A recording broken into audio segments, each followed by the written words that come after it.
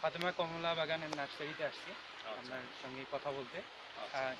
ইনি হচ্ছে খলিলুর রহমান, এই বাগানের প্রতিষ্ঠাতা। ইনি মূলত পেশায় শিক্ষক। এনার মানে কমলা নিয়েই আর কি ভবিষ্যৎ পরিকল্পনা আছে, আমরা সেসব শুনবো এবং ওনার কাছ থেকে জানবো উনি কেন আগ্রহী হলো যে কমলা চাষে আর অন্যকে উদ্বুদ্ধ করতে পারে। উত্তরাঞ্চলে আমরা স্বভাবত জানি যে উত্তরাঞ্চলে কমলা সাধারণত হয় না, কিন্তু এনার ক্ষেত্রে আর কি এটা ব্যাপক একটা পরিকল্পনা যে ইনি কমলা চাষ করবে, পাশাপাশি কমলা অন্যকে উদ্বুদ্ধ করবে যে কমলা চাষে। এখন আপনার কাছ থেকে আমরা শুনতে চাই যে আপনার ভবিষ্যৎ পরিকল্পনা কী। আসসালামু আলাইকুম। আসলে বাংলাদেশ কৃষি প্রধান দেশ হওয়া সত্ত্বেও আমি দেখছি যে আমাদের দেশের যে অধিকাংশ কৃষকরা যে আমরা কৃষকরা পরনির্ভরশীল বলা যায়, যে আমাদের বিশেষ করে যেমন আমাদের এই বিদেশি ফল বলতে গেলে যেটা কমলা, আমরা সাধারণত ভাবি যে এটা বিদেশি ফল, আমাদের দেশে হয় না। কিন্তু আমি দেখলাম যে যে না, শুধুমাত্র যে বিদেশি যে নয়, তা আমাদের দেশেও কিন্তু প্রচুর কমলা হয়। আমি পঞ্চগড় এবং সিলেট বিভিন্ন জায়গায় ঘুরেছি এবং আমার মাটিতে প্রথমত প্রাথমিকভাবে আমার মিসেস প্রথম একটি গাছ লাগায়, সেখান থেকে 4 বছরের মাথায় বেশ কমলা হয়। তারপরে 5 বছর 6 বছরের মাথায় দেখছি যে আরও প্রচুর হয়। এবার সেখান থেকে আমি উদ্বুদ্ধ হয়ে এই বাগানটি সম্প্রসারণ করার লক্ষ্যে আমি কমলা বাগান স্থাপন করি এবং পাশাপাশি কমলা থেকে চারা এবং কলম করে এই সারা দেশে যাতে করে কমলা মানে সম্প্রসারণ হয়, বাগানের সম্প্রসারণ হয়, এ লক্ষ্যে কিন্তু নার্সারি করা হয়েছে। ইতিমধ্যে অনেক বাগান গড়ে উঠেছে এবং আমার বাড়ির পাশে একটি ছেলে সে বাগান করেছে। সে প্রাথমিকভাবে মানে উনি কি আপনার আপনার মাধ্যমে উদ্বুদ্ধ হয়ে এই কাজটা করতেছে হ্যাঁ, না অন্য কোথাও? না অবশ্যই সে আমার এখান থেকে চারা নিয়ে এসে লাগাইছে এবং এবার সে কিন্তু একটি গাছের ফল 10,000 টাকা বিক্রি করছে। এখান থেকে শুধুমাত্র সে নয়, আরও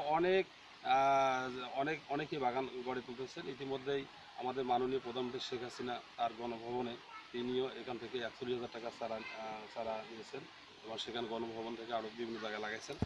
ইতিমধ্যেই চিটাগাং এবং নীলফামারী, বগুড়া বলতে গেলে যে সারা বাংলাদেশে এখান থেকে কিন্তু কমলা চারা নিয়ে লাগানো হচ্ছে।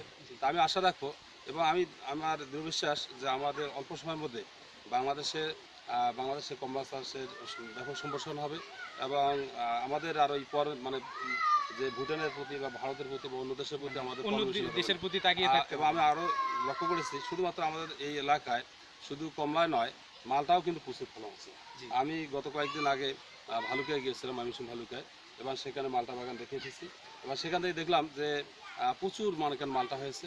আমাদের এখানেও আমি অন্তে 4টি গাছ লাগাইছিলাম, আমি সেখান থেকেও কিন্তু খুব ভালো ফলন পেয়েছি।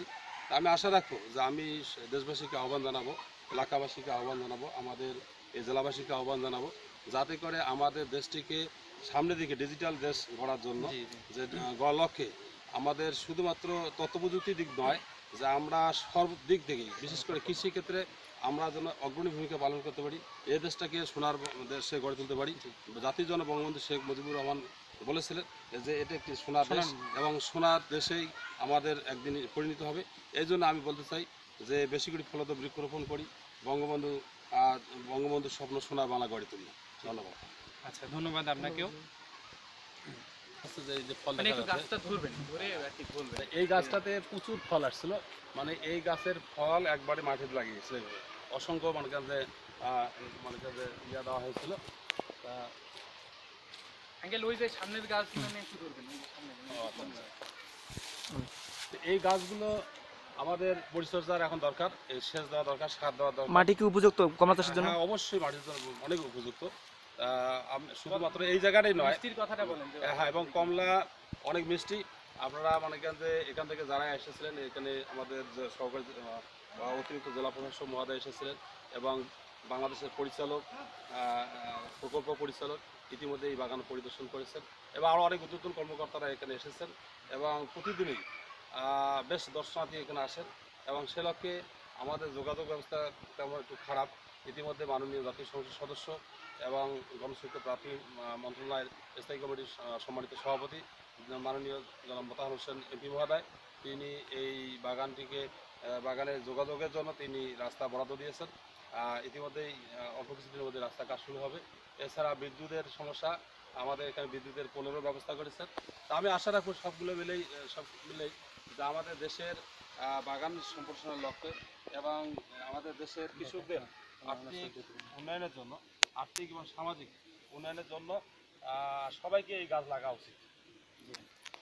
আপনি কতটুকু জমি কমলা চাষে নিযুক্ত করেছেন? আমি প্রাথমিক অবস্থায় 1 একর করেছি এবং আমার বাগানের কাজ সম্প্রসারণ চলছে। আমি পিছনে পাশে আরো অনেক দূর করছি। ভবিষ্যৎ বাড়ানোর কোনো পরিকল্পনা? ভবিষ্যতে আমার অনেক আছে। এখান থেকে আমি মনে করবো যে এই বাগানটি শুধুমাত্র সিলেট নয়, কক্সবাজার নয়, চট্টগ্রাম নয়, যে পঞ্চগড় নয়, যে সারা বাংলাদেশের মধ্যে এটি বাগান আমি একটি মডেল বাগান করার আমার পরিকল্পনা আছে এবং আমার দৃঢ় বিশ্বাস যে আমি করতে পারবো। আমি সে লক্ষ্যে কাজ শুরু করেছি। হয়তো আমার একটু সময়ের ব্যাপার, হয়তো 2-3 বছরের মধ্যে এই বাগানটি বাংলাদেশের মধ্যে একটি আলোকিত বাগানে পরিণত হবে। শিক্ষকতা পেশা রেখে আপনি আপনার এই বাগানের কাজে উদ্বুদ্ধ হইলেন, মানে আর শিক্ষকতার পাশাপাশি এই বাগানের উৎসটায় আমি ছাত্র জীবন থেকেই আসলে গাছে আমি বৃক্ষপ্রেমিক। যে আপনারা দেখেছেন যে আজকে হয়তো আমাদের 2016 সালে এই বঙ্গবন্ধু জাতীয় কৃষি পুরস্কার প্রাপ্ত হয়েছে এই বাগানটি, কিন্তু এর আগে থেকে আমি